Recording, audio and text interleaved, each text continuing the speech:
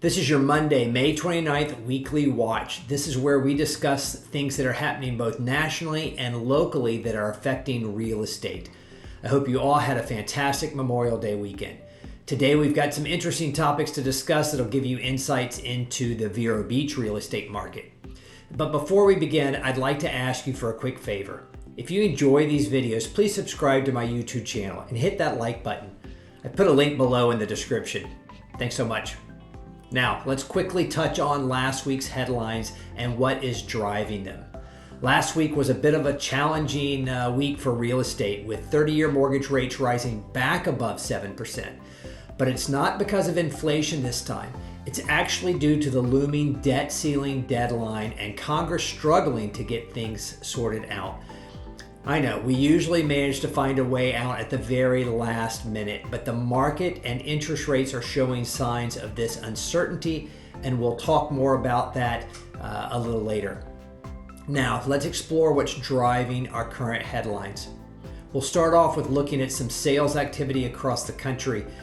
In April, new home sales, specifically new construction, experienced, April?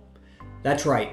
As we discuss certain data, we have to refer to April's numbers. And why is that? It's because it takes a little time to collect and compile the national data, and that usually lags about a month behind.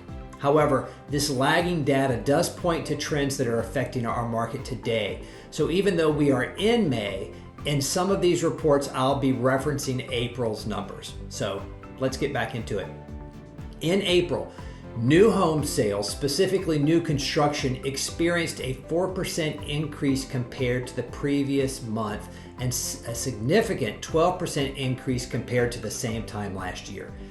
This is the strongest pace of new home sales since March of 2022, which was at the absolute peak of what we call the unicorn market, which started back in 2020. And although numbers of new construction homes available for sale remain flat, meaning we're not gaining inventory, the national median price of new home sales did fall 8% compared to the previous month. And this decrease was due to a decrease in the number of homes priced below $500,000 rather than an actual price decrease. Actually, most regions saw an increase in new signed contracts. In the West, they were up 4.7% month over month.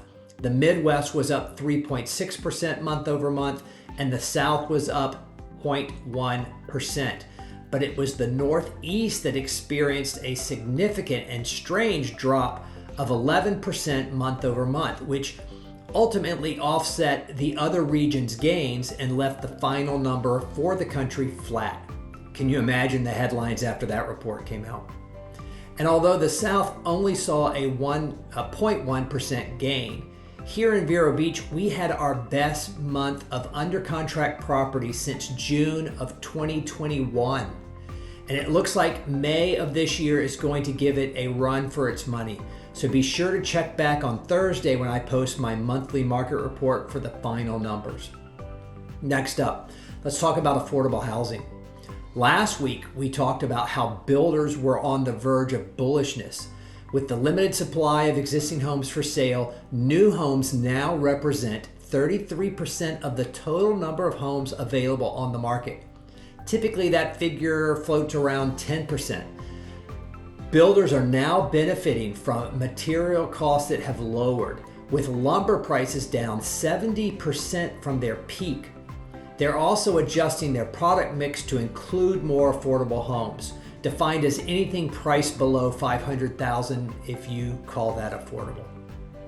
Last year, only 33% of new homes sold were priced between $200,000 and $400,000. However, this April, that figure rose to 47%.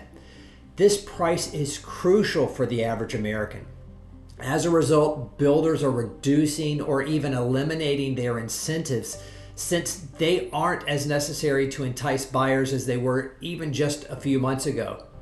And by the way, if you've been following my monthly market reports, you'll remember that back in March, I discussed taking advantage of builder closeouts and their incentives. Well, This month, I've already closed on 3 brand new construction homes, all priced around $365,000. Those are all 3-bedroom, 2-bath, 1,700 square foot, roughly, brand new homes. And I currently have 4 more new construction homes under contract closing this year. Because in real estate, timing is everything. So being up to date on what's happening and what's going to happen makes the difference between getting a deal and getting left behind. Now, let's address another hot topic: mortgages. The average 30-year fixed mortgage rates are back above 7%. As of the end of last week, they were sitting at 7.14%. And this increase mostly reflects the approaching debt ceiling deadline and the expectations of increased supply in the fixed income market. Unfortunately, this timing couldn't be worse for the housing market. New listings and transaction volume should be climbing rapidly right now, but instead we're experiencing record lows. The next Fed meeting is set for June 13th and 14th, and currently the market is pricing in a 50% chance of no hike and a 48% chance of another 25 basis point hike. Just a few weeks ago, the probability of no hike was up at 80%. So we'll see what happens here in the middle of June. And finally, let's talk about what's happening in our Vero Beach real estate market. In short, our homes under contract in May are setting records. However, this has resulted in a decrease in available inventory, and overall sales have remained roughly flat for the last 12 months at least. But don't worry, that's still much higher than the previous 12 weeks. And remember to check back on Thursday when I'll be posting my in-depth June market report. We'll discuss last quarter and dive deep into the numbers, including some record sales.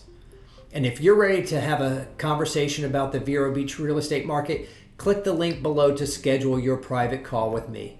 I'm Tripp Hernandez with Dale Sorensen Real Estate in Vero Beach, Florida. Thanks for watching.